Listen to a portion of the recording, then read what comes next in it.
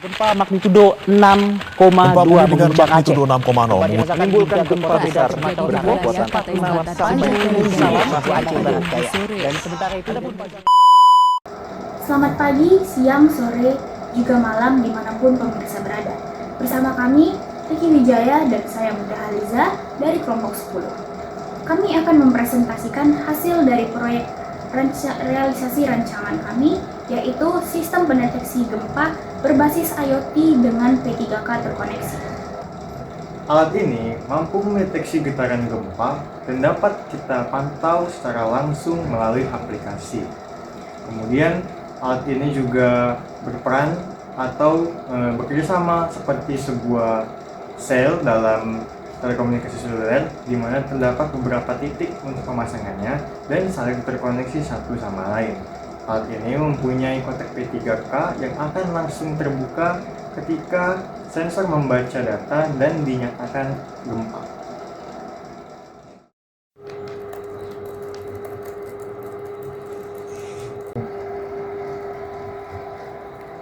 Seperti yang bisa kita lihat pada potongan video sebelumnya, dapat kita pahami bahwa Indonesia merupakan negara yang rawan terjadi gempa.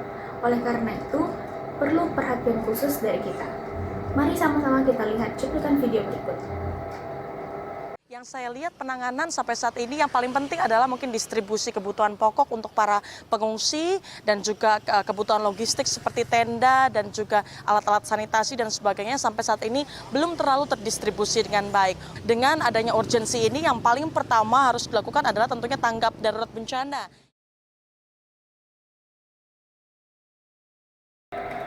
Pada video tersebut dapat kita lihat bahwa minimnya ketersediaan dan distribusi kotak P3K, kurangnya pelatihan tangkap darurat, serta lambatnya sistem peringatan dini yang menyebabkan banyaknya korban jiwa mengalami keterlambatan penanganan.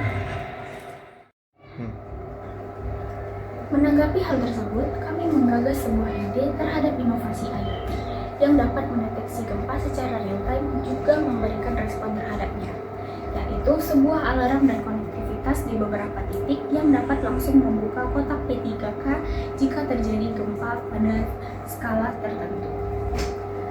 Berikut alatnya. Lalu bagaimana cara kerja alat ini?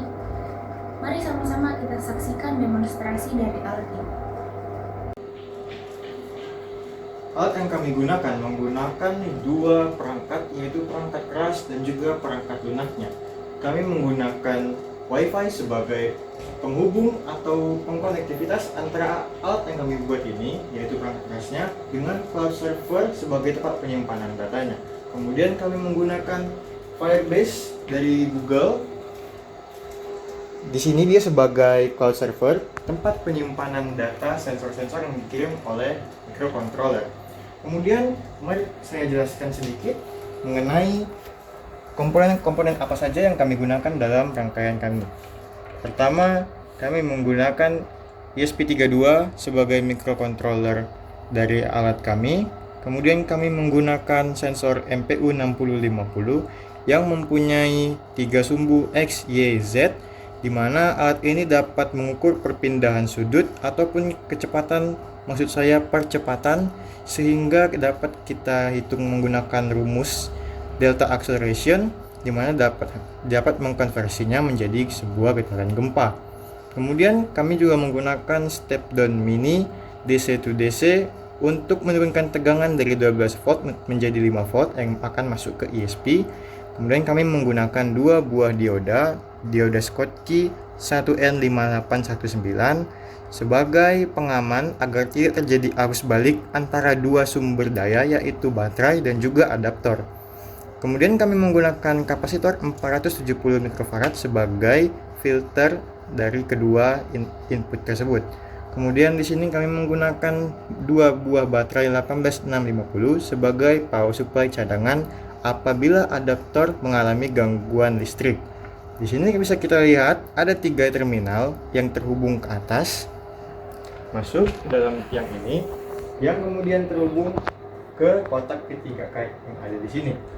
Kita buka, lihat di sini ada solenoid lock 12 volt yang mana akan langsung tertrigger ketika terjadi gempa, kemudian akan langsung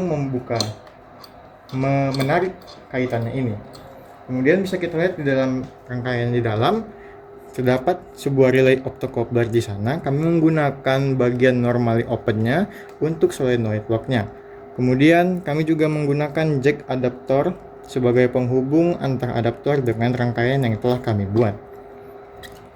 Bisa kita lihat adaptor yang kami gunakan. Dan yang terakhir di bagian paling atas, kami menggunakan buzzer SFM27 yang berperan sebagai alarm dalam sistem kami. Kemudian untuk aplikasinya di dunia nyata, karena ini hanya sebuah prototipe, dapat kita lihat seperti desain pada gambar berikut ini.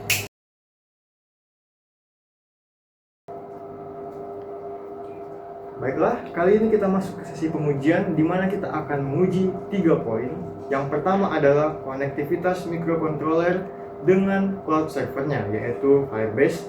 Poin kedua adalah menguji bagaimana konektivitas antara pemantauan real time yang digunakan pada aplikasi yang telah kita buat, dan yang ketiga adalah konektivitas antara beberapa sistem, maksud saya di beberapa titik antara ESP1 dengan ESP2. Baiklah, mari kita langsung saja ke pengujian yang pertama, yaitu pengujian microcontroller dengan Firebase-nya. Bisa kita lihat di sini, sistem menyala, di mana artinya sudah aktif. Kemudian, nah, bisa kita lihat di dalam real time database oleh Google. Di sini sistem telah berhasil mengirimkan data, selalu update. Bisa kita lihat di sini. Nah, jika tidak terjadi suatu gempa, maka hanya ini saja yang update. Namun coba kita tes. Nah, di sini dia langsung berubah, membaca seberapa besar getaran yang diterima. Tuh, bisa kita lihat di bawah. Oke, berarti pengujian kali ini dinyatakan sukses. Baiklah, kita sekarang akan menguji poin kedua sekaligus ketiga, yaitu pemantauan secara real time melalui aplikasi yang telah dibuat. Dan juga poin ketiga yaitu konektivitas antara ESP1 dengan ESP2, yang mana untuk ESP1 kami sudah buat prototipe-nya sederhana seperti ini, dan yang kedua kami jadikan rangkanya seperti ini agar lebih jelas kelihatan. Oke, langsung saja kita tes di sini. Kita goyangkan secara perlahan apakah di aplikasi dia mampu membaca. Oke, bisa dilihat ya. Nah, oke.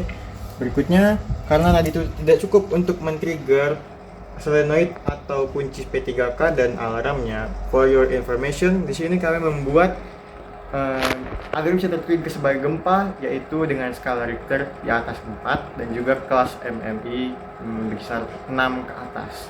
Baiklah, sekarang kita coba apakah dia mampu mendeteksi dan juga terhubung ke satu lagi. Baiklah, kita lakukan gerakan yang cukup hebat agar bisa dideteksi sebagai gempa besar. Bisa dilihat gempa sangat kuat, solenoid langsung terbuka dan alarm langsung hidup, dan kedua sistem juga langsung. Nah, oke, langsung kita berhentikan. Oke guys, kita di sini ada satu pengujian lagi, yaitu pengujian pada saat keadaan darurat atau yang dimana mati listrik atau ketika adaptor bermasalah. Di sini kami menggunakan baterai dengan total tegangan 7,4 volt, yang dimana baterai ini hanya dapat menghidupkan buzzer ketika mati listrik dan tidak dapat menghidupkan solenoid. Akan tetapi tidak perlu khawatir karena dari hasil pengujian delay kami hanya 1-2 detik untuk mengirimkan dari pembacaan rangkaian gempa ini untuk ke respon aktuator. Nah, langsung saja kita tes. Ketika listrik mati atau adaptor bermasalah, kita cabut.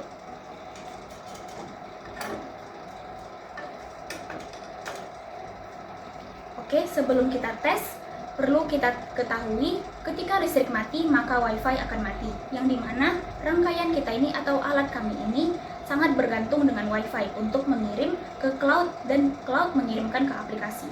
Jadi ketika terjadi masalah listrik, status dari buzzer, solenoid, dan juga kekuatan dari gempa tidak akan terkirim kepada aplikasi ini.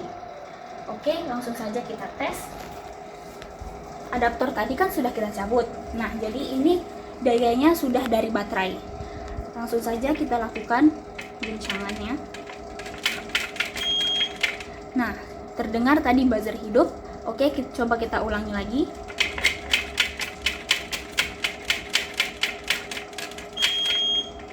Oke, buzzer hidup dan di sini tidak terjadi apa-apa. Nah, setelah dilakukan pengenalan dan pengujian tadi, jadi gimana nih, alat kita keren nggak? Lumayan sih, tapi kami juga sadar alat kami belum sempurna dan juga mempunyai beberapa kekurangan. Oleh karena itu dibutuhkan pengembangan lebih lanjut untuk prototipe atau alat yang telah kami buat agar lebih baik untuk kedepannya. Untuk informasi yang lebih akurat, seperti hasil uji delay dan juga hasil keakuratan pembacaan gempa, dapat dilihat di link laporan di description di bawah ini. Sekian video dari kami, terima kasih atas perhatiannya. Bye-bye.